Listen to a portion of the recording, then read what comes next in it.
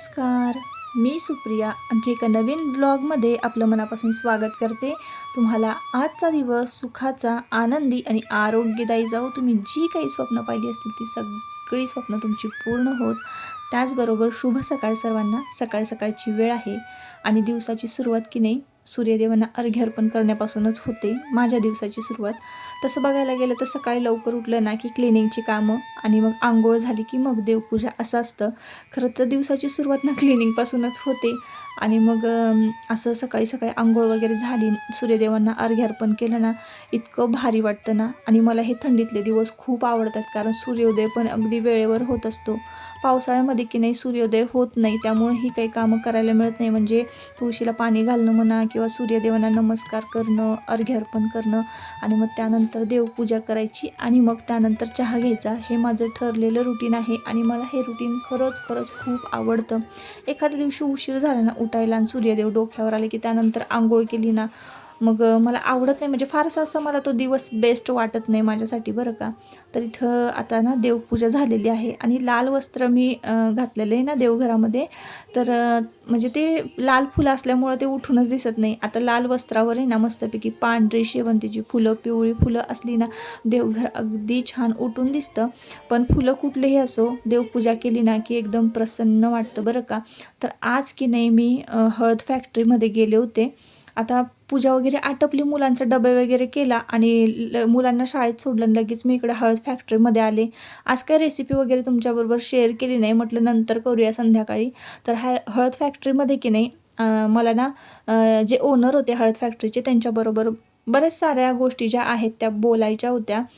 जसं की तुम्हाला माहिती आहे आता आपण ऑनलाईन बिझनेस चालू केलेला आहे हळद पुरवण्याचा. तर 380 रुपये किलोनी आपण हळद देतो विथ फ्री शिपिंग. 80 रुपये चार्जेस तर 70 रुपये चार्जेस मला तर वाटतं आहेत पोहोचवायचेच कुरिअर चार्जेस. आणि तसं बघायला गेलं तर तुम्हाला 300 रुपये किलोनीच हळद मिळते. म्हणजे आपल्याकडं की नाही 300 रुपये किलोनीच अगदी प्युअर एक नंबरची ओरिजिनल हळद चालू आहे. म्हणजे हळदीचा रेट चालू आहे.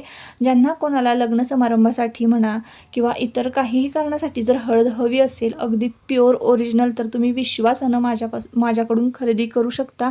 खरेदी करण्यासाठी डिस्क्रिप्शन बॉक्समध्ये मी नंबर दिलेला आहे, नक्की ऑर्डर करा आणि तुमच्यापर्यंत ही हळद अगदी व्यवस्थित पोहोचवली जाईल. आता मी तुम्हाला हळदीचे फायदे सांगते, जसं की मी सगळं बोललेले आहे. ही मी जी डब्यातली हळद दाखवली ना तुम्हाला, ती 2 नंबरची हळद आहे. ही पॅकिंगची हळद दिसते का तुम्हाला? त्याच्यामध्ये कलरमध्ये खूप फरक दिसत असेल. डब्यातली हळद थोडीशी काळसर वाटते.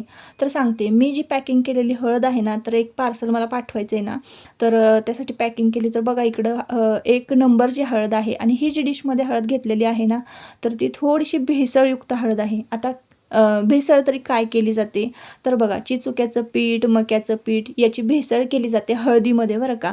आणि ही हळद की नाही भंडारा उधळण्यासाठी म्हणा किंवा हळदी कुंकूसाठी ही हळद वापरली जाते. आपण भेसळयुक्त हळद अजिबात अगदी प्युअर ओरिजिनल तुम्ही माझ्याकडून 100% प्युअर हळद घेऊ शकता आणि ते पण 1 नंबरची. असं 1 नंबर, 2 नंबर, 3 नंबर असं असतं हळदीमध्ये. तर 3 नंबरची हळद जी असते राहिलेली घनगडं वगैरे, तर त्याची ती हळद पाडली जाते. 2 नंबरची हळद जी असते ती मिडियम क्वालिटीचे हळकुंड असतात आणि 1 नंबरची जी हळद असते ती अगदी शेलके हळकुंड जे असतात ना, तर त्याची हळद दळली जाते. त्याला ओरिजिनल हळद म्हणतात, जी की औषधामध्ये वापरू शकतो, फेस पॅकमध्ये वापरू शकतो. घरामध्ये आपल्याला खाण्यासाठी 1 किलो जर हळद तुम्ही घेतली ना, भरपूर दिवस तुम्हाला जाणार आहे. पाहिजे तर तुम्ही तुमच्या नातेवाईकांना सुद्धा देऊ शकता. जिथे हळद खरंच खूप महाग आहे तिथंपर्यंत मी स्वस्तात मस्त अशी हळद आणि ओरिजिनल हळद पुरवण्याचा म्हणजे प्रयत्न करते. जर तुम्हाला पाहिजे असेल तर नक्की माझ्याकडनं हळद घ्या आणि म्हणजे मला पण सपोर्ट होईलच. पण नवीन बिझनेस आहे, आत्ता नवीनच मी चालू केलेलं आहे, तर त्याच्यामुळं तुम्हाला जर हवी असेल तर नक्की आपल्याकडून हळद विकत घ्या. तर असो, आता हळदीचं एक झालं. त्याच्यानंतर मी आता कुरवडीचं सांगितलं होतं सुरुवातीला की मी कुरवडी पण देणार आहे तुम्हाला. पण मी कुरवडीचा खूप विचार केला की कुरवडी तुमच्यापर्यंत पोहोचेपर्यंत त्याचा चुरा होणार आहे आणि कुरिअर चार्जेस पण कुरवडीचे खूप जास्त लागत आहेत. नाही तर माझ्याकडे ना 1 नंबर कुरवडी होती. विकण्यासाठी देण्यासाठी तुम्हाला, आणि मग काहीच्या काहीच रेट लागतात त्याच्यामुळं मग मी हळदच फक्त ठेवलेलं आहे की हळदच फक्त आपण सेल करूयात. कुरवडीचं मी कॅन्सल केलेलं आहे. आता मी तुम्हाला इथे हळद दाखवते ना, ती सुद्धा हळद खूप चांगली आहे. आता ना ही संध्याकाळची वेळ आहे. मधला जो वेळ होता ना, तर मी कंपनीतनं हळद फॅक्टरीतनं आल्यानंतरचा, तर दुपारी जेवणं वगैरे झाली आमची, मग इतर काही घरातली कामं झाली, ही सगळ्या गोष्टी झाल्या आणि त्यानंतर मग मी मशीन काम करत बसले, शिवणकाम करत बसले. आणि तुम्हाला माहिती आहे की मी तोरण, चौरंगाचं आसन, त्यानंतर महालक्ष्मीचे वस्त्रसुद्धा तयार करते. तर ते सुद्धा जर तुम्हाला पाहिजे असतील ना, तुम्ही व्हॉट्सअप क्रमांकावर मला मेसेज करा. तर माझ्याकडे जेवढे शिवलेले आहेत, तयार आहेत, त्याचे मी तुम्हाला फोटो पाठवून देईन, नंतर सिलेक्ट करा. तर असो, आता इकडं मी काय करायला घेतलेलं बघा. मी आज ना अंडा करी करणार आहे आणि मसाला तयार ठेवला होता मी. तर काय काय मसाला आहे यामध्ये, भाजलेलं कांदा, खोबरं, आलं, लसूण, कोथिंबीर याचं वाटण मी तयार करून ठेवलं होतं. आता हे चांगलं तेलामध्ये भाजून घेतलेलं आहे. पलीकडे तुम्हाला बघत असाल तुम्ही, मी भात शिजायला घातलेला आहे आणि पाठीमागे की नाही अंडी शिजायला घातलेली आहेत. आणि पुढे मी लगेच म्हणजे करीला फोडणीसुद्धा देते. इतकी झटपट मी स्वयंपाक करते ना, अगदी लवकरात लवकर जसं मला करता येईल तसं. तर मी इथं वाटण भाजून घेतल्यानंतर ना एव्हरेस्टचा अंडा करी मसाला घातलेला आहे. त्याआधी ना मी आपलं लाल तिखट घातलेलं आहे मिसळलेलं. आता हे मिसळलेलं लाल तिखट जे आहे तर ते सुद्धा मी सेल करते बरं का. जर तुम्हाला हवं असेल तर मला नक्की कॉन्टॅक्ट करा. खाली डिस्क्रिप्शन बॉक्समध्ये मी नंबर देते. आणि तसं तुम्हाला काय पाहिजे, हळद पाहिजे, लाल तिखट पाहिजे, ते सुद्धा सांगा. लाल तिखट जे आहे ना ते 700 रुपये किलो आहे. आणि हळद जी आहे ना विथ फ्री शिपिंग बरं का. हळदीचा रेट आहे 380 आणि लाल तिखटाचा रेट आहे 700 रुपये kg विथ फ्री शिपिंग. तर तुम्हाला तर रेट कळालेलेच आहेत. आणि तुम्ही म्हणाल की लाल तिखटाचा रेट खूपच आहे, तर तुम्हाला सांगते मी. आपलं जे लाल तिखट आहे, जी डंकावरून आपण मिरची कुटून आणतो, लवंगी मिरची, त्याच्यामध्ये थोडीशी ती रसगुल्ला मिरची कलर येण्यासाठी जी असते ना, कश्मीरी पावडर आपण जी घालतो, ते तसलं काही तुम्हाला घालावं लागणार नाही. त्याचबरोबर खडा मसालासुद्धा त्यामध्ये सगळं असतं. हिंग, हळद, हळकून तळून वगैरे आमची जी लाल तिखट आहे आम्ही ते तयार करून आणतो. आणि मग आल्यानंतर त्यामध्ये कांदा, लसूण, खोबरं हे सगळं मिसळलं जातं. त्याचासुद्धा व्हिडिओ केलेला आहे, पाहिजे तर त्याचीसुद्धा डिस्क्रिप्शन बॉक्समध्ये मी लिंक देईन की मी कशा पद्धतीनं लाल तिखट तयार करते. तर नक्कीच तुम्ही बघू शकताय. आणि तुम्हाला जर माझं लाल तिखट आवडलं मी केलेलं तर नक्की ऑर्डर करा बरं का. आणि अशा पद्धतीनं त्याच्यामुळे ना चटणी एक नंबर असते आपली. कुठूनच व्यवस्थित आणतो, मस्तपैकी भरपूर गरम मसाला घातलेला असतो, त्याच्यामध्ये हिंग घातलेलं असतं, हळकुंड घातलेलं असतं. सगळा जो मसाला आहे गरम मसाला तो सुद्धा घातलेला असतो. त्यामुळं इतर धने जिरू पावडरसुद्धा तुम्हाला घालायची गरज नाही. आपलं लाल तिखट वापरलं तर फक्त लाल तिखट घालायचं. आणि एव्हरेस्टचे थोडेफार काही मसाले असतील प्रत्येक पदार्थाचे, ज्या त्या पदार्थाचे, तेच मी फक्त थोडं थोडं टाकत असते.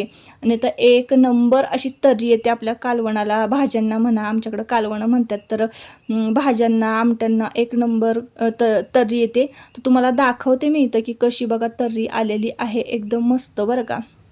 तर काहीच न घालता, तेल पण खूप कमी घालते. तर त्यामुळं तुम्हाला जर हवं असेल तर नक्की आपल्या डिस्क्रिप्शन बॉक्समध्ये नंबर दिलेला आहे, कॉन्टॅक्ट करा. त्याचबरोबर मी वाणाच्या सुद्धा वस्तू विकायला ठेवणार आहे. तसं मी तुम्हाला अपडेट देत राहीन शॉर्ट्स व्हिडिओमधून किंवा लाँग व्हिडिओमधून. वाणाला आपण काय काय देऊ शकतो, मी कुठल्या गोष्टी तयार करू शकते, मग ते तोरणं असू देत किंवा आपलं चपातीचे कवर असू देत किंवा छोट्या छोट्या पर्स असू देत, ह्या सगळ्या गोष्टी तर ते सुद्धा मी तयार करणार आहे. आणि त्याचबरोबर क्लचर्स, बांगड्या, साड्यांचं पण मला करायचं आहे. तर मी त्या प्रयत्नातच आहे. आणि कसं आहे की आधीच तुमच्याबरोबर शेअर केलेलं बरं ह्या सगळ्या गोष्टी, नंतर मग डायरेक्ट व्हिडिओ पडणार आणि ते तुम्हाला कळणार. तर माझं कसं असतं, थोडंसं हिंक देते मी की ह्या गोष्टी आपल्याकडे ह्या मिळणार आहेत. तर तुम्हाला काही जरी पाहिजे असेल तरी नक्की मला व्हॉट्सअप क्रमांकावर मेसेज करायचा. तर असो, आता इथं बघा काय झालं, हा जो गॅस आहे ना 4 बर्नरचा असल्यामुळं माझी स्वयंपाक जो आहे अगदी झटपट होतो. आता तुम्ही बघितलात तर एका बाजूला ना मी पाणी तापत ठेवलेलं आहे अंडा करीमध्ये घालण्यासाठी. भात पण झाला आणि पाठीमागं मी अंडा करी पुढे फोडणीला घालत होते ना, पाठीमागं अंडी पण शिजलीत. तर इतका झटपट माझा स्वयंपाक होतो. आणि मी आता ना थोडंसं जरा आयुषवर ओरडत होते तो काय करतो ना, सांडामांड करतो किचनमध्ये आला की. मी काही स्वयंपाक करत असले ना की मुद्दाम तो मध्ये मध्ये करत असतो आणि मग मी डिस्टर्ब होते, त्याच्यामुळं थोडीशी मी चिडले होते त्याच्यावर. असं तर इथं बघा अंडी वगैरे शिजवून घेतले, अंडी धुवून घेतली होती आणि मग त्याच्याचबरोबर बटाटे लावून दिली होती. तर 2 बटाटे मी लावून घेतली, अंडी वगैरे सोलून घेतली, बटाटा घातला अंडा करीमध्ये आणि अंडीसुद्धा घातली. तुम्ही तर्री बघू शकताय आणि काहीच मी घातलं नाही, तुम्ही बघितलं असाल व्हिडिओमध्ये फक्त. तरी पण बघा तर्री किती आलेली आहे कालवणाला आणि असं मस्त छान अंडा करी झालेली आहे. तर तुम्हीसुद्धा एकदा ट्राय करा. तुम्हाला जर हवं तर अर्धा किलो घेऊन बघा आधी आणि अर्धा किलो हळद अशा प्रमाणामध्ये सुद्धा घेतलं ना तरीही चालणार आहे. आणि एकदा टेस्ट करून बघा आपला मसाला, कारण खूप तिखट असतो ना, त्यामुळे तुम्हाला खूप दिवस जाणार आहे अगदी थोडा थोडा वापरला तरी. तर अशा पद्धतीने आपण कालवण केलेलं आहे, अंडा करी केलेली आहे. तर चला असू द्या, आजच्या व्लॉगमध्ये एवढंच. परत आता आपण पुन्हा भेटूया नवीन एका व्लॉगमध्ये. तोपर्यंत स्वतःची काळजी घ्या आणि मजेत राहा. आता मस्तपैकी स्वयंपाक झाला आहे, तर आता आम्ही जेवून घेतो आणि आता व्हिडिओचा इथंच करतो शेवट. तर चला परत पुन्हा भेटूया नवीन एका व्लॉगमध्ये. तोपर्यंत स्वतःची काळजी घ्या आणि मजेत राहा. Bye bye.